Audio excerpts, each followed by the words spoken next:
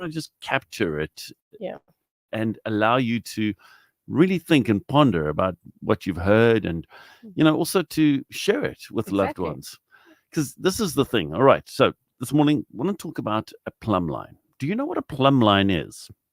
Well, growing up, I didn't really know until somebody explained it to me. So a plumb line is literally a cable kind of thing that they use with a weight at the bottom that's very specifically shaped so that they can determine what is the correct vertical position when building a wall, a pillar, or whatever. And if the plumb line is off, well, then you've got a problem, hence Leaning Tower of Pisa. Mm-hmm. But here's a beautiful story that I heard in this book that that I'm busy listening to. And the guy tells and says he was talking to a contractor that deals with, carpentry and kitchen cupboards and specifically the countertops and so forth. And that when it's some kind of rock that they're going to put in, they need to be very specific with how they cut it and so forth.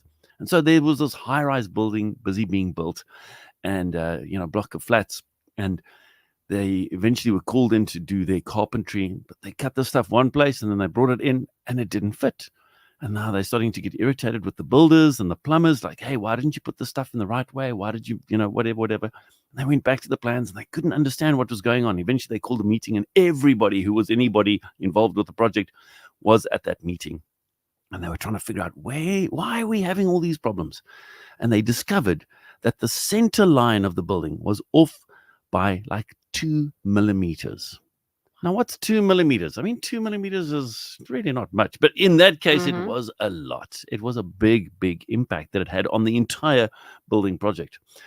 And so my question to you this morning is, what's your plumb line? What is that thing at the center of your life that you hold on to, that you believe in, that you trust, that you go to on those days when you're feeling down, that you know is true, no matter what anybody else says?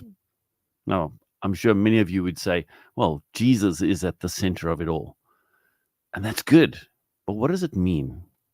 How does that outwork itself in your life? Jesus at the center. Is it Jesus, the Son of God, who came to earth and spoke about the kingdom of heaven? Is this in the king? Or is it maybe the Bible in its entirety with all the rules and laws and regulations? What about Jesus?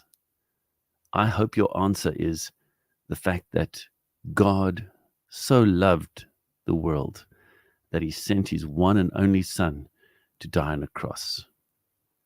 Because you see, if God's love is our center line, is our plumb line, and him loving us receiving that love, us reciprocating that love to him and to others, then I believe our life will be founded and centered on the right thing.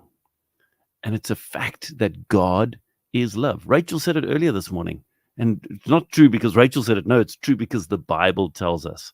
God himself says, I am love. So if God is love and he made us to be loved and to love, if we have that at the center of our lives, then the rest will fall in place. So ask yourself this question and ponder on it.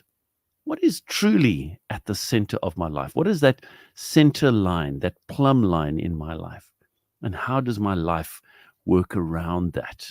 Do I truly believe that God loves me? Do I truly believe that I can come to God as I am? Or do I think and feel that I first need to sort my stuff out before I can come to God? You see, that's what many of us think, and myself included. At times, I've thought and looked at people and thought, well, they first need to get their stuff sorted out before they can come to church. That's not our God. He says, come as you are. I love you as you are. I want you to come to me. That's our God. So as we listen to Jesus at the center, I want you to ask yourself that question. Do I live that way? And do I have that understanding that God loves me? God truly loves me. Do I?